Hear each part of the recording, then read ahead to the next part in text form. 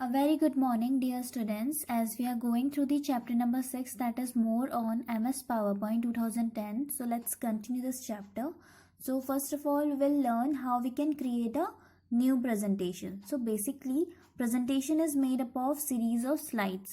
हमारी जो presentation है या हमारे जो projects हैं वो किससे मिलके बने? It is a collection of slides. So a single page in a presentation is known as slide. हमारा जो एक single page है ओके उसे हम कहते हैं slide. So now how we can create a new presentation. अगर सपोज हमें न्यू प्रेजेंटेशन क्रिएट करना है, so what we have to do, first of all we have to start MS PowerPoint. हमने ऐसे MS PowerPoint को start करना है. Okay, then click on file tab. In 2010 software यहाँ पे हमारा फाइल टैब होता है. Okay, in the place of office button. In 2007 as we are doing the practical in 2007 software, so 2007 software में हमारे यहाँ पे ऑफिस बटन प्रेजेंट होता है और 2010 में ऑफिस बटन के प्लेस में फाइल टैब प्रेजेंट होता है. Okay, so we have to go in file tab और we can say office button, then we have to click on new. Okay, now third step is select blank presentation. Okay, select blank presentation, then click on create button. Okay, so हमारी एक new presentation create हो जाएगी. Okay, now how we can create the title slide. अब हमें क्या create करना है? title slide को create करना है. So this is known as title text placeholder. Okay, ये होता है हमारा title text placeholder. So here we have to write the title. Okay, so हमें यहाँ पे क्या लिखना है? टाइटल लिखना है. Now the second step is type your text in text placeholder. We have to type the text in this placeholder. Okay, so what we will write here? Power point.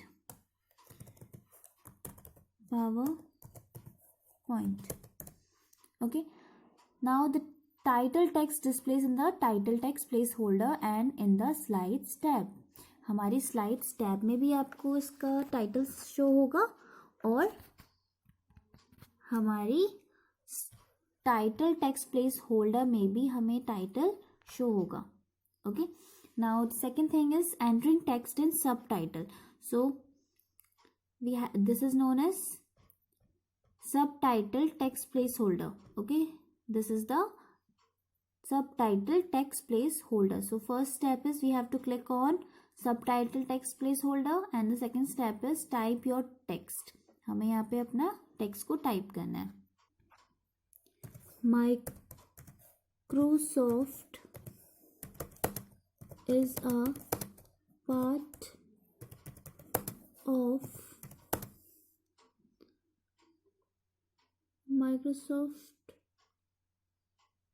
is a part of MS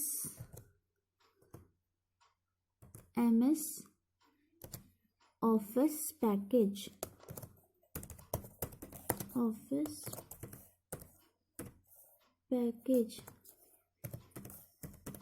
Okay, Microsoft PowerPoint.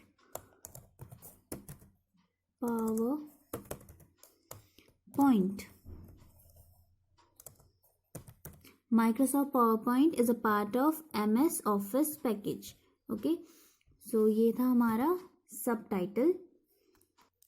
Now suppose we want to add new slides in this presentation. हमें इसमें new slides में को add करना है. Okay, so what we have to do, just click on the home tab.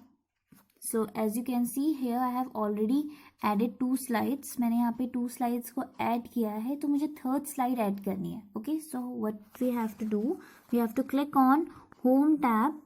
Okay, हमने home tab में click करना है on the ribbon. इसे हम कहते हैं ribbon.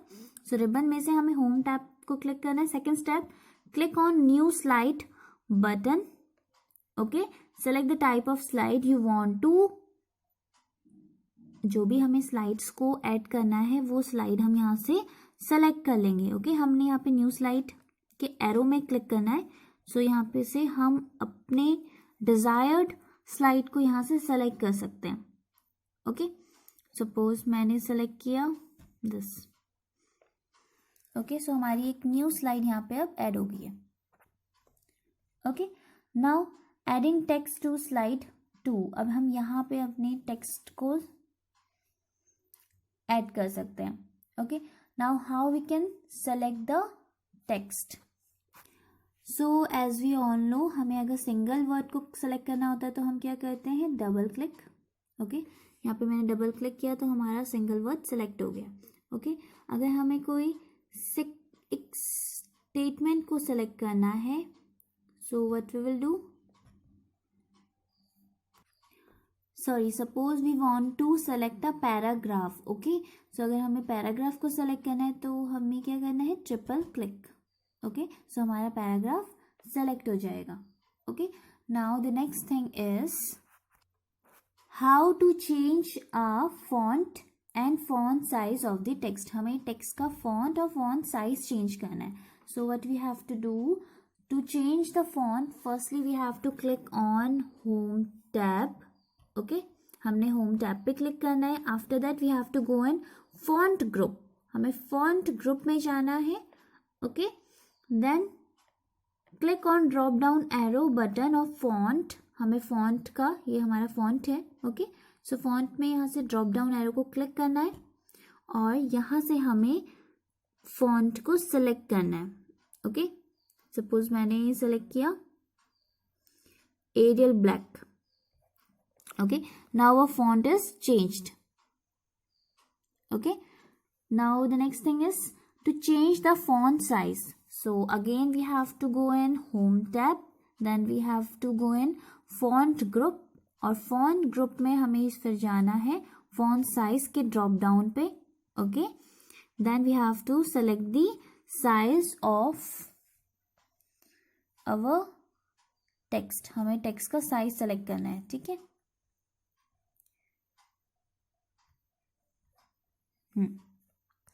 Now the next thing is changing the text alignment.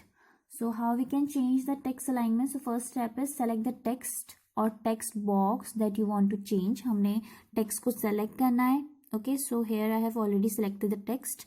Now second step is click on home tab. Home tab पे click करना है. Step third, click on alignment button. Okay, हमें किस में click करना है, alignment buttons में. So here in paragraph group there are 4 alignments, that is left alignment, center alignment, left alignment and justify alignment. Okay, so by default this is in right alignment. अगर हमें इसे center alignment करना है तो हम इसे center alignment कर सकते हैं, otherwise we can also do justify alignment.